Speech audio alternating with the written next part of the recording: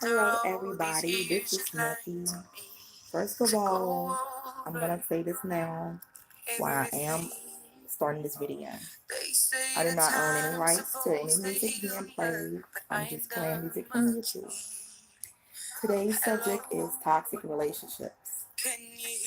Many want to know what is a toxic relationship. Toxic relationships are pretty much relationships that mean you more pain. It brings you a lot of emotional stress and different other things instead of bringing you the happiness that you're looking for. When we all start a relationship, we tend to start a relationship to pretty much, be in love, to be happy, to have somebody to bond with, to grow old with. But we have to, sometimes we have to pretty much know when to let go of them toxic relationships. Now, everybody is pretty much going to have relationship problems. I don't care who you are. You can be a pastor and you're still going to have relationship problems, no doubt. But the thing about it is knowing how to get through it, how to deal with it, and when to let go of it.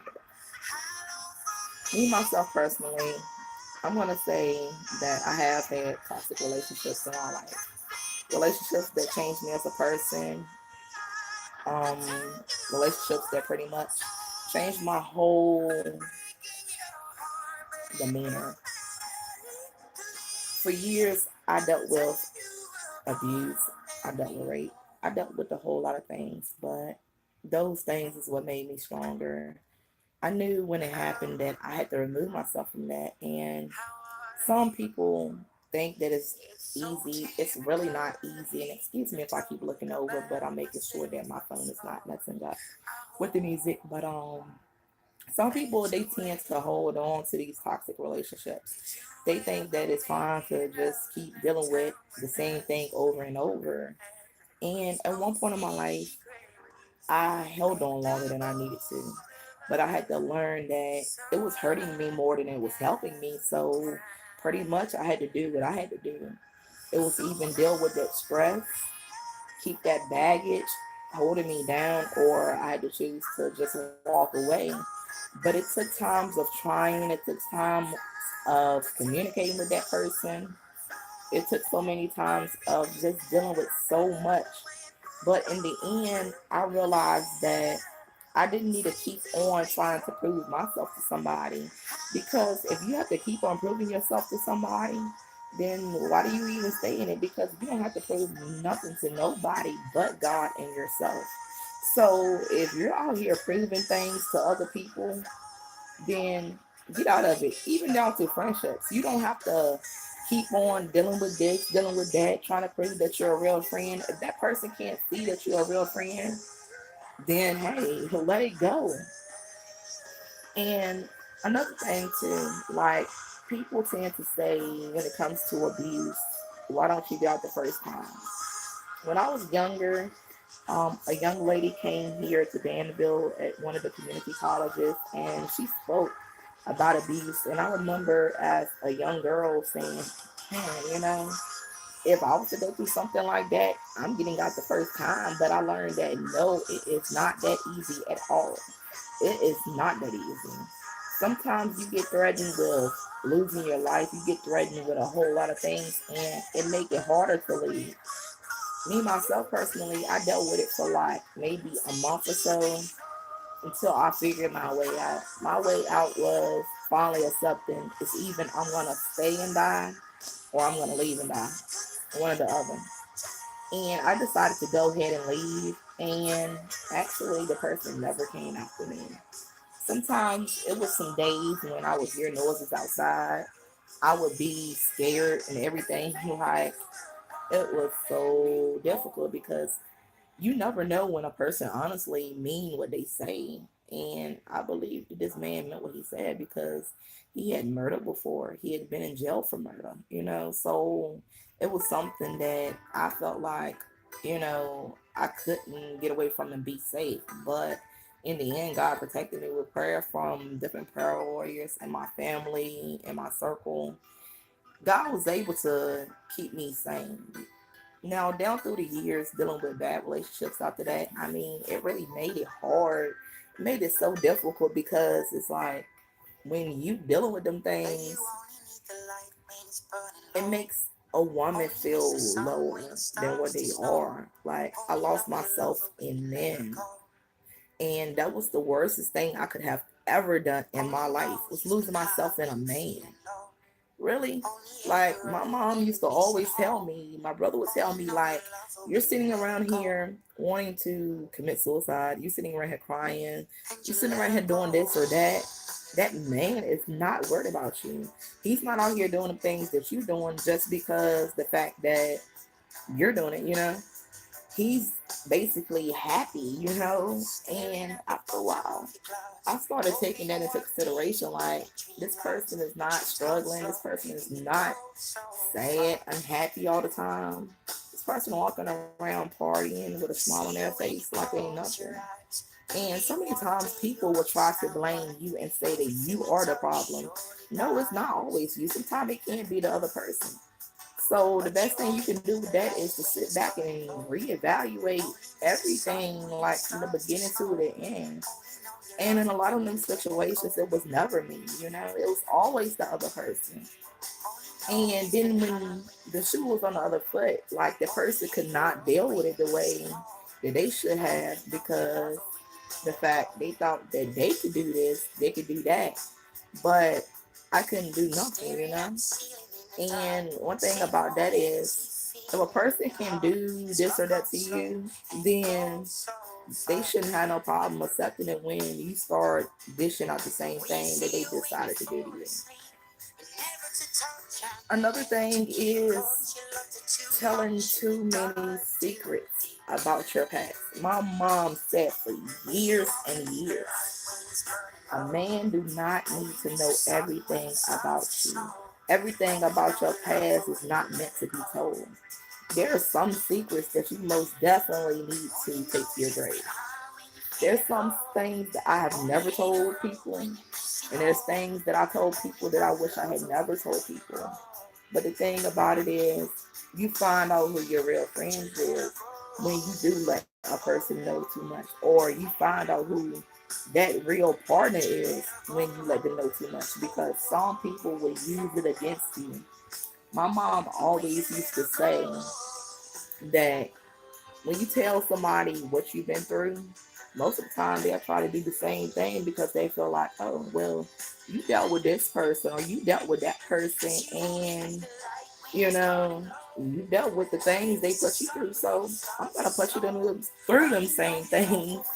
And that is so true. Like, throughout life, like, I've had people throw things at me that they have never brought up. But the thing about it, I learned I cannot get mad 100% of them people, because if I had never told them, they would have never known.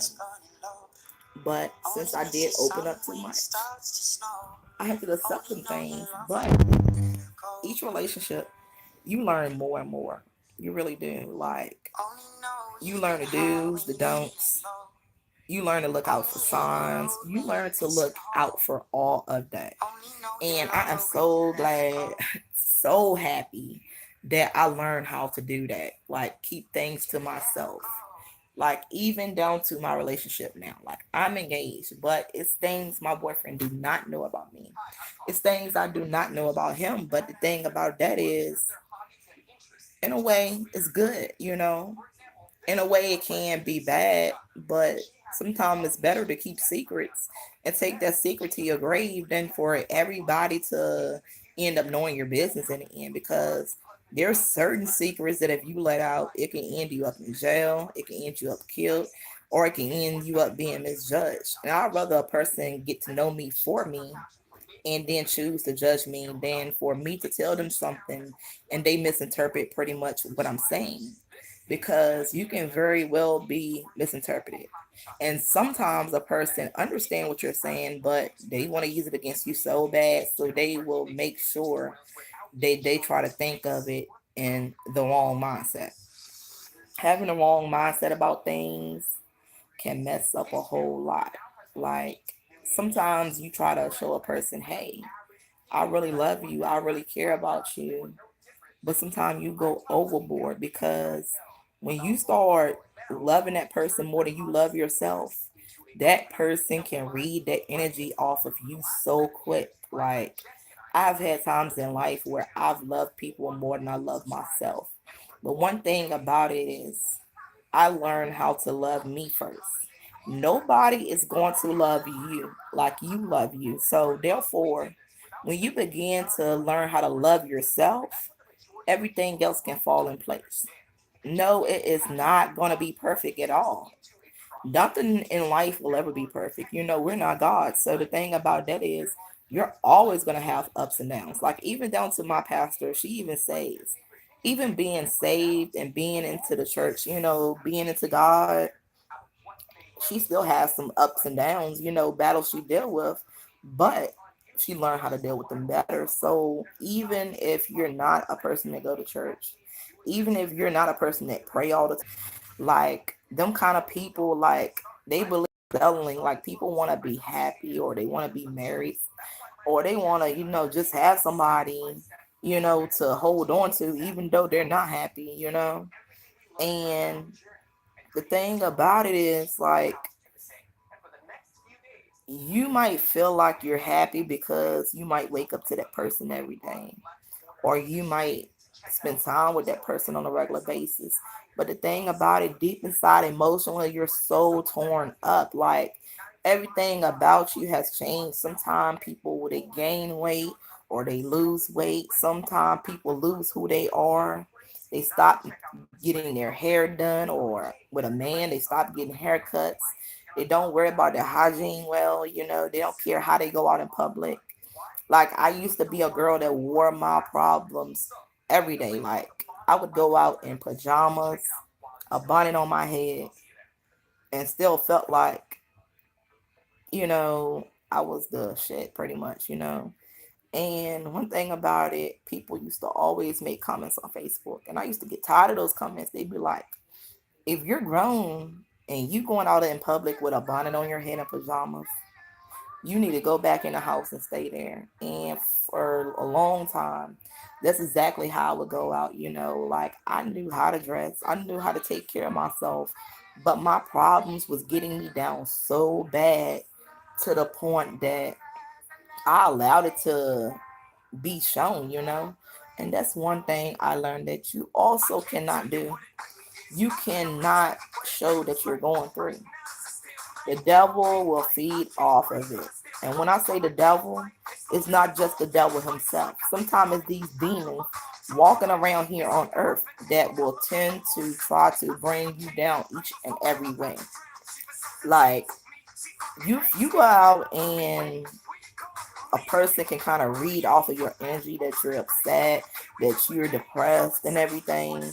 They will do everything in their mind to basically get close to you with your problems. What I mean by that is, if you're depressed or something because of a toxic relationship you're in, a male or female will try to act like they're there.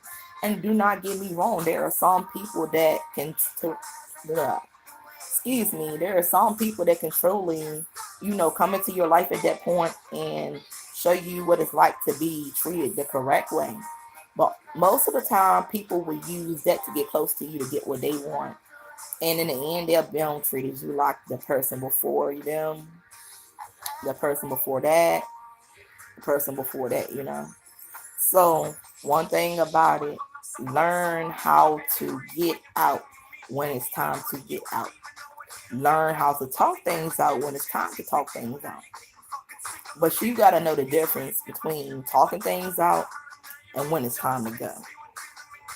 I'm gonna cut this video short because it's my first video and I'm trying to get 15 minutes in. But I promise you, after 24 hours, I will be making more videos like this. It's pretty much time for me to go to bed also, so that's another reason why I'm cutting it short. But if there is anything that you want me to talk about on my YouTube channel, by all means, comment on this video at any point and let me know what you would like for me to talk about, because I've been through a lot in my 29 years of living.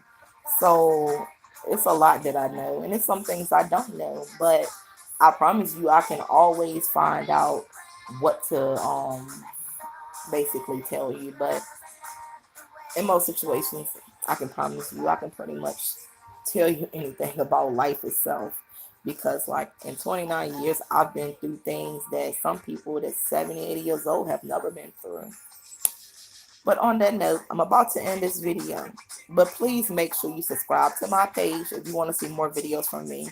Give this video a thumbs up or thumbs down. You don't have to like it. One thing about that, I take criticism very well. So until then, I love you all, and don't forget to subscribe.